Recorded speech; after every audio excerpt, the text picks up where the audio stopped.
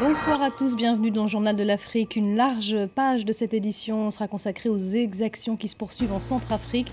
Avec nos invités, le chef de la commission paix et sécurité de l'Union africaine, El Gassim Ouane, en déplacement auprès de ses troupes à Bangui.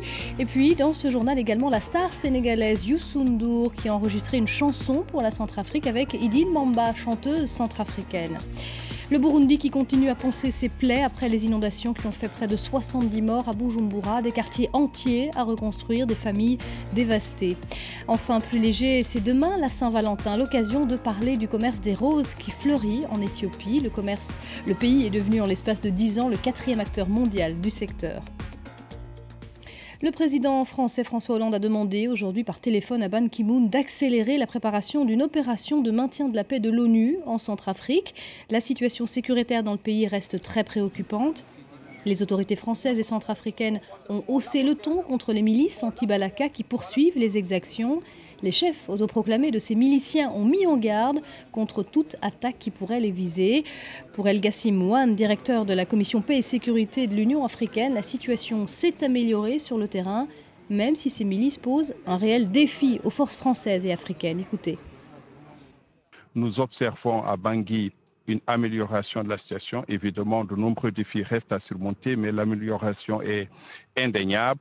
Et les défis qui restent à surmonter sont liés en partie précisément à l'activisme de ces milices anti-Balaka qui s'attaquent à des populations dans différents quartiers de la ville, qui pillent et qui commettent toutes sortes de crimes. Il s'agit d'une situation que nous prenons au sérieux et pour laquelle la MISCA, évidemment, envisage de prendre des mesures pour assurer une meilleure sécurité aux populations locales.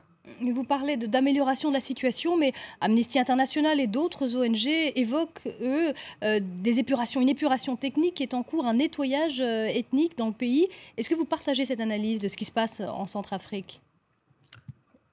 Je crois que l'amélioration de la situation à Bangui est absolument indéniable. Nous ne disons pas que tout est parfait, que tout a été réglé, qu'il n'y a plus d'incidents. Évidemment qu'il y en a et nous sommes bien placés pour savoir qu'il y a des incidents parce que nous avons 2 bataillons, le bataillon rwandais et le bataillon burundais qui opèrent à Bangui avec des unités de police constituées. J'étais cet après-midi même dans la ville avec nos troupes et les responsables de la MISCA. Nous avons pu parler à de nombreuses populations locales et le sentiment que nous avons recueilli est que la situation s'améliore. Mais comme je l'ai dit, des incidents continuent de survenir, mais ils sont également en baisse relative. Cela dit, la menace reste sérieuse pour les populations locales et nous devons donc agir vite pour faire face à cette menace. Très rapidement, El Gassim Ouane, pour combien de temps encore vous pensez que la MISCA sera sur place en Centrafrique ? Je ne peux pas donner de délai particulier. Ce que je sais, c'est que nous devons faire tout ce qui est possible pour améliorer encore davantage la situation sur le terrain. Nous devons créer les conditions d'une transition réussie. Nous devons créer les conditions d'un processus politique qui permettra de conduire à la tenue des élections dans les plus brefs délais possibles. Il s'agit maintenant de capitaliser sur toutes ces avancées pour créer les conditions d'un engagement international beaucoup plus fort, beaucoup plus soutenu en faveur de la RCA. Et on va continuer à parler de la RCA avec Youssou N'Dour, musicien, chanteur sénégalais aux multiples tubes mondiaux. Il était avec nous ici à France 24 avant ce journal. La star internationale vient d'enregistrer une chanson appelant à la paix en Centrafrique. Un duo avec une chanteuse centrafricaine, Idil Mamba, One Africa. On écoute un extrait et on le retrouve juste après.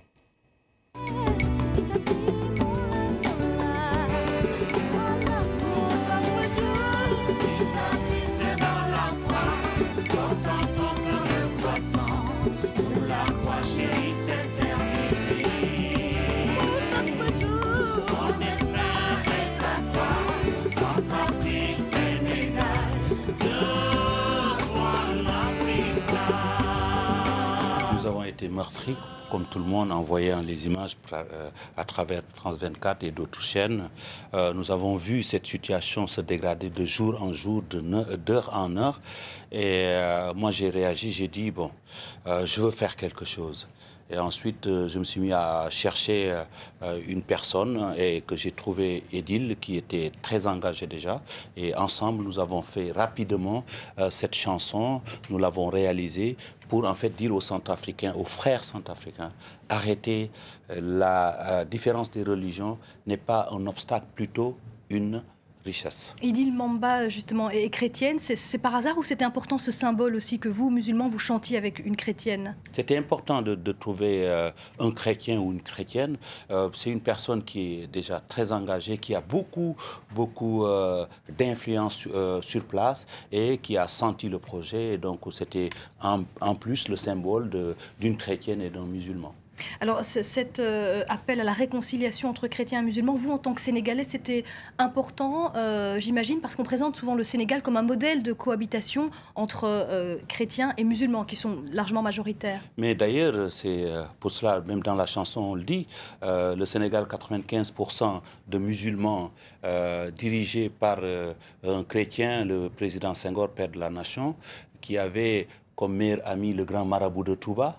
Donc, c'est dialogue islamo-chrétien. Au Sénégal, quand les chrétiens organisent quelque chose, les musulmans sont là. C'est un modèle qu'on voulait présenter parce que pour nous, l'Afrique, c'est juste une carte.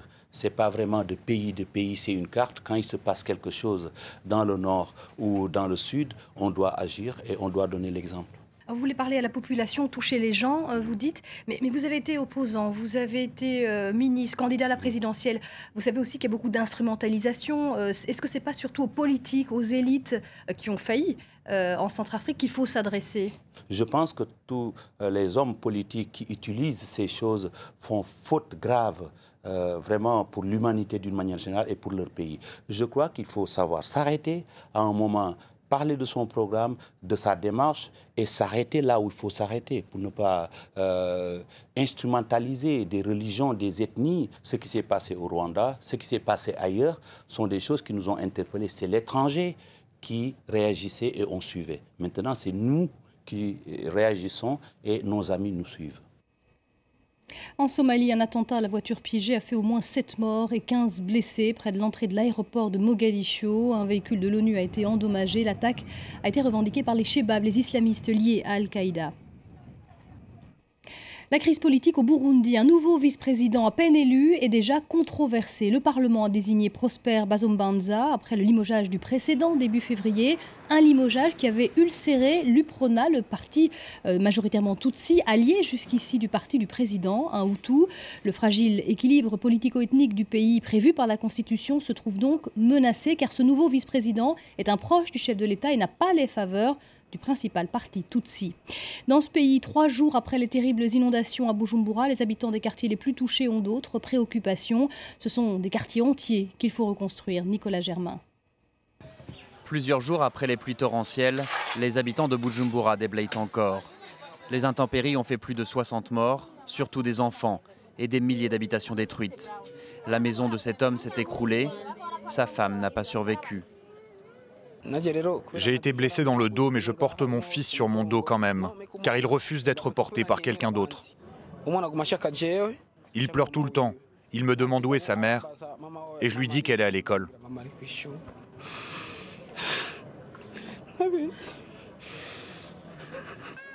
La Croix-Rouge explique que ce sont surtout les quartiers les plus pauvres qui ont été touchés. Nous sommes à un effectif de plus de 1000 maisons détruites et les effectifs de sinistrés au total s'estiment aujourd'hui à plus de 12 000. Vous voyez donc que c'est une catastrophe à une très grande ampleur. Pour l'heure, les autorités distribuent de l'aide alimentaire. Le nombre de victimes, lui, devrait encore croître car des corps pourraient toujours être ensevelis sous la boue. Pour faire face à cette crise, le Burundi appelle ses partenaires internationaux à venir en aide aux familles affectées. Et on termine avec une actualité plus légère, c'est la Saint-Valentin demain. Et si vous n'avez pas encore acheté de fleurs pour votre dulciné, il est encore temps. Et sachez qu'une grande partie des roses qui seront vendues en Europe viennent du continent africain, du Kenya et d'Éthiopie. Le pays est le 4e acteur mondial du secteur. Grégoire Pourtier nous fait visiter une exploitation en périphérie d'Addis-Abeba. 7 h du matin, une grosse journée commence pour les 300 employés de cette société horticole idéalement installée à 2600 mètres d'altitude. Certes, sous les 8 hectares de serre, la production est presque constante toute l'année. Au total, 5 millions d'euros exportés. Mais l'approche de la Saint-Valentin est forcément une période spéciale. Plus de 20 000 fleurs vont être sélectionnées aujourd'hui. Ici, nous avons un cycle de croissance de 80 jours, donc on s'organise pour qu'un maximum de fleurs soient prêtes juste maintenant, particulièrement les roses rouges. Mais nous ne produisons pas suffisamment pour répondre à toute la demande. La société Gallica produit une soixantaine de variétés, parmi lesquelles des hybrides apparus par hasard et qu'il a fallu nommer. La majorité des entreprises sont étrangères, mais la filière a créé plus de 50 000 emplois, dont 75% sont occupés par des femmes. L'opportunité d'un travail salarié sans avoir à aller dans la capitale est inestimable. J'habite juste à côté, mais je n'ai pas de terrain, moi. Mon idée, c'est donc de travailler ici et peut-être de démarrer ensuite un petit commerce. Mais ici, on a beaucoup d'avantages. On a par exemple le déjeuner qui est offert. Les horticulteurs éthiopiens ont un code de conduite très exigeant et savent qu'ils sont sur un marché très concurrentiel. Après la récolte, chaque rose est soigneusement triée, rangée, empaquetée. Stéphane Mottier a choisi de miser sur l'Éthiopie, sa stabilité politique et son dynamisme économique. Une fois emballées, les roses viennent en hydratation ici, partent en chambre froide pour la nuit avant de partir. Suivant les pays, ils achètent des longueurs ou des variétés différentes. Ça va probablement partir au Japon ou en Afrique du Sud. Le reste, principalement les rouges, partent en France. Parti de rien, l'Éthiopie s'est positionnée sur le marché mondial en quelques années. Chez Gallica, un camion vient chercher la production tous les jours. Direction l'aéroport d'Addis Abeba, puis les fleuristes internationaux, juste à temps pour la Saint-Valentin. Et c'est la fin de ce journal de l'Afrique. Vous retrouvez dans un instant Aude Le Christ pour la suite de Paris Direct.